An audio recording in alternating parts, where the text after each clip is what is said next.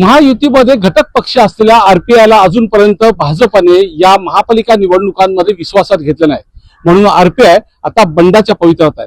आपल्यासोबत आरपीआयचे राष्ट्रीय सचिव आहेत, त्याचबरोबर नवी मुंबईचे जिल्हाध्यक्ष देखील आपल्यासोबत. आपण त्यांच्याकडून जाणून घ्या काय म्हणाल तुम्ही. राज्यात सर्व महानगरपालिकेच्या निवडणुका लागल्या असताना अजूनपर्यंत शेवटचा टप्पा आहे, आता शेवटचा एक दिवस राहिला तरी तुम्हाला अजून विश्वासात आरपीआयला घेतलं गेलं नाही. Republican party of India Ramdasji Athawale साहेब ज्यांचे अध्यक्ष आहेत, या पक्षाची युती भारतीय जनता पक्षासोबत होती.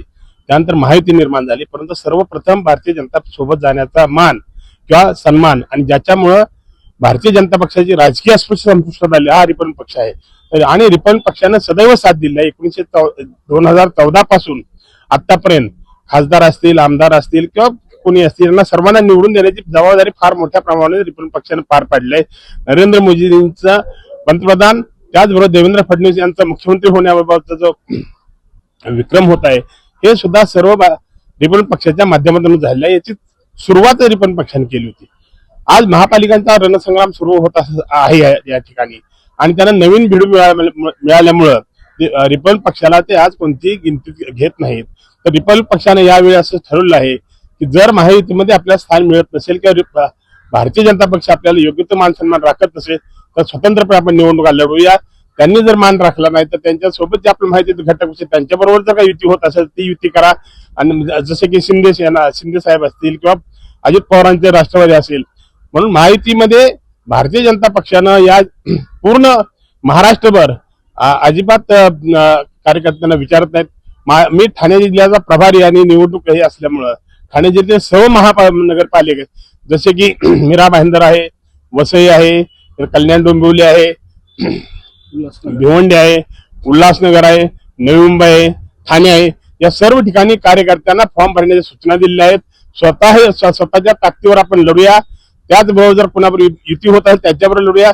भारतीय जनता पक्षाने याची योग्य ती दखल घ्यावी, अन्यथा आम्ही स्वतंत्रपणे लढू आणि त्याच्यानंतर जो काही नुकसान होईल भारतीय जनता पक्षाला त्याला आम्ही जबाबदार नसणार नाही, याची आपण खबरदारी घ्यावी.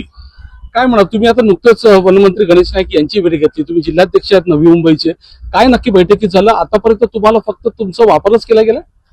कायम आमचा 2014 पासून वापरच होत आहे. खासदारकी आली, आमदारकी आली, आम्ही त्यांचे झेंडे घेऊन त्याचा प्रचार करणे, त्यांना निवडून आणणे, त्यांना सत्तेत पाठवणे हाच आमचा उपक्रम होता. पण जेव्हा कॉर्पोरेशनची तयारी आली तेव्हा कॉर्पोरेशनला आम्हाला जेव्हा निवडून यायचं किंवा आम्हाला तिकीट पाहिजे असेल युतीमध्ये तर आमच्याशी कोणी बोलायला तयार नाही. तो म्हणतो त्याला भेटा. आज गणेश नाईक मंत्री आहेत, इथले सर्वस्व आहे गणेश नाईक, त्यांनी सुद्धा हात वर केले. त्यांनी सरळ सांगितलं की तुम्ही विक्रम पाटलाकडे जावा, तर माझ्या हातात काही नाही.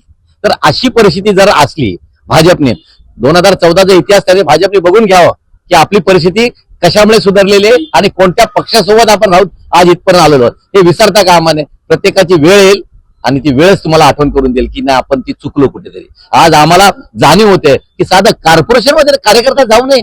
तुम्ही खासदार होऊ शकता, आमदार होऊ शकता आणि आरपीआयच्या लोकांना कॉर्पोरेशन मध्ये नगरसेवक होऊ नये, ही कुठली धारणा आहे तुमची?